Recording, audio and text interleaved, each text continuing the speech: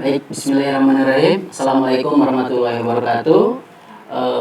Terima kasih atas kesempatannya. Kita akan memulai dengan perkuliahan mata kuliah cyber etik ya.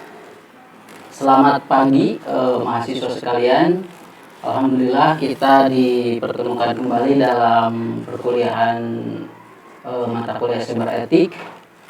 Semoga semua kalian dalam keadaan sehat dan siap untuk mengikuti materi yang akan dibahas bersama. Mari kita awali sebelum mulai perkuliahan ini, kita mulaikan dengan ucapan Bismillahirrahmanirrahim. Semoga diberikan kelancaran. Sebelumnya, saya di sini akan memaparkan rencana perkuliahan semester, ya.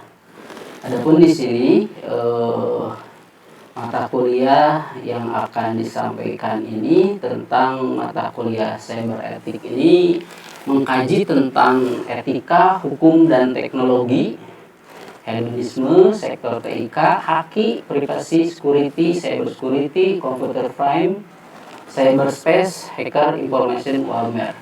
Adapun untuk materi yang akan disampaikan diantaranya tentang etika, hukum dan teknologi, hedonisme, sektor TIK yang ada di lingkupan Indonesia khususnya dan di luar negeri, haki dan security, cyber security, computer crime, cyberspace, hacker, information warfare. Nah, diantaranya untuk pustaka di sini adalah dari Barton, Etika Jakarta dari PT Gramedia Pustaka. Untuk pendukung ada Spinello, Reading in Cyber Ethics, Second Education dari USA, John and Bartlett Publisher Inc. Nah, adapun di sini untuk kaitannya dengan mata kuliah cyber etik itu kita kaitan dengan ada yang namanya hukum al-Islam dan kemuhammadiyahan. Di antaranya yang pertama yang kaitannya dengan keislaman, pendekatan pada nilai moral, adab dan syarat dalam bermedia digital. Di sini ada dipaparkan tentang landasan keislaman untuk cyber etik itu tentang kita bertauhid. Segala aktivitas digital harus berorientasi pada penghambaan kepada Allah Subhanahu wa taala, bukan hanya sekedar kepuasan pribadi. Ada amanah dan tanggung jawab, menyimpan, mengelola, dan menyebarkan informasi digital adalah amanah. Itu dalam Quran surat An-Anfal ayat 27. Kejujuran atau sidik, penyebaran informasi palsu atau hoax itu dilarang dalam Quran surat Al-Hujurat ayat 6. Nah, prinsip etika cyber dalam Islam itu larangan atau tajasus, memata-matain. Quran Surat Al-Hujurat 12, kecuali dalam rangka penegakan hukum dan pencegahan kejahatan. Pun yang selanjutnya, menjaga kehormatan dan privasi. Islam mengajarkan satrul aurah, yaitu menutup aib, relevan dengan etika digital agar tidak menyebarkan konten pribadi orang lain tanpa seizin. Itu yang sering banyak dilakukan orang. Yang selanjutnya adalah tabayun. Tabayun itu dalam artian di sini klarifikasi informasi. Kaitannya sangat relevan untuk melawan hoax dan menginformasikan di dunia maya.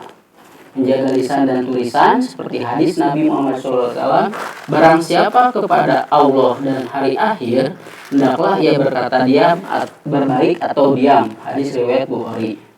Nah, ini bisa kita terapkan dalam postingan kita, komentar, dan interaksi online.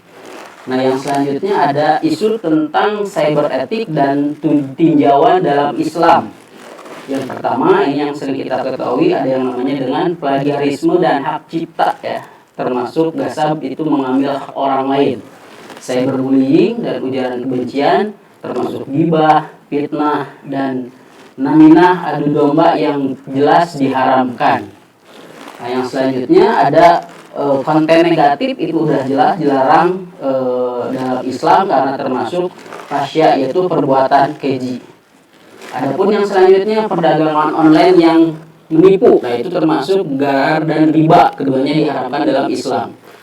Nah, adapun untuk integrasi ke dalam perkuliahan di cyber etik ini adalah diskusi kasus nyata seperti yang sekarang marak itu hoax tentang politik ya, dilihat dari undang-undang ITE, karena negara kita Indonesia itu berdasarkan dengan undang-undang ITE, seperti ada ayat hadis yang yaitu tentang tabayun.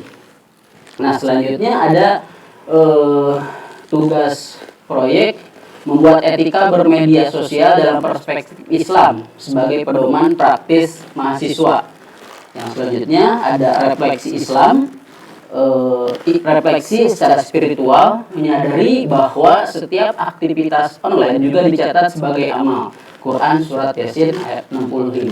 Anggota tubuh akan menjadi saksi di akhir.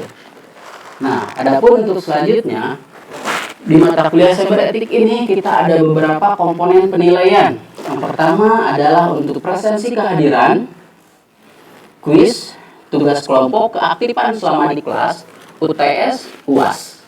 Baik, itu saja mungkin yang saya sampaikan tentang pemaparan singkat di mata kuliah cyberetik ini.